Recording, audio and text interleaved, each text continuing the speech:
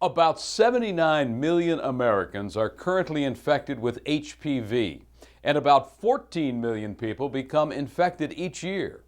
Dr. Sandra Bender at Desert Regional Medical Center in Palm Springs discusses the treatment and prevention. HPV stands for human papillomavirus, and it is there's probably at least 100 strains of human papillomavirus.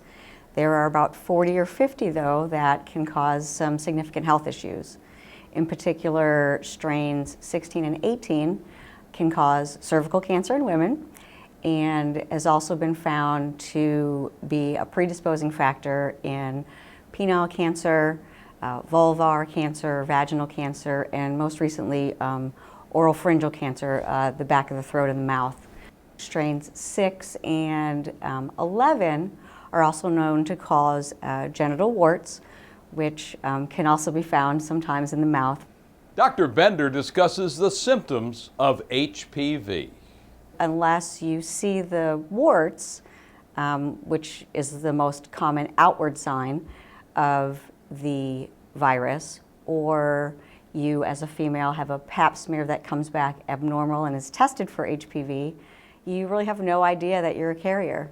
I think in June of 2006, the FDA approved a vaccine to be given to young adults hopefully prior to sexual activity, to prevent them contracting both, I should say all 4 strains of 6, 11, 16, and 18, although there's 2 vaccines out. There's one other that only covers 16 and 18. And in the hopes of preventing them from getting the virus and thus it leading to potential cancer changes. How is HPV diagnosed?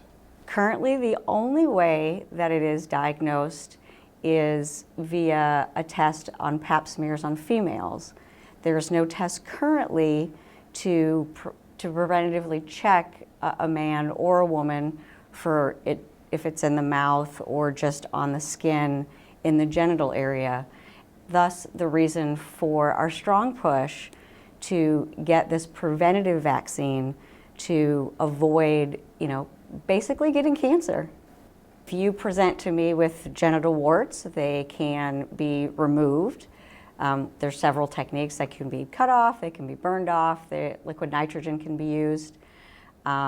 Certainly if warts or a cancer is found in the mouth or the back of the throat, that of course would require a specialist and probably an extensive surgery. If it presents in a female, an abnormal pap smear that's HPV positive, the next step for that woman would be to proceed to a procedure we call a colposcopy to assess how much of the cervix is affected by the virus, or has the virus already changed the cells to cancerous, in which case there is another procedure called a LEAP, where basically they kind of cut out or burn off the areas that are cancerous, and just similar to kind of any other cancer, you then monitor more frequently with pap smears to make sure that you've gotten all the bad cells. Who is more susceptible to getting HPV?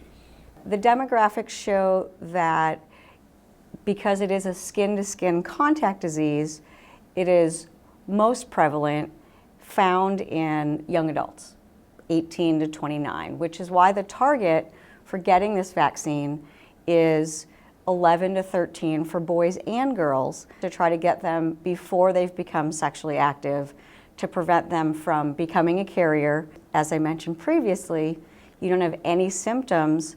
A man and a woman who are in a monogamous relationship and no outward symptoms, the man can give the virus to the female, who then doesn't find out she has it until perhaps years later.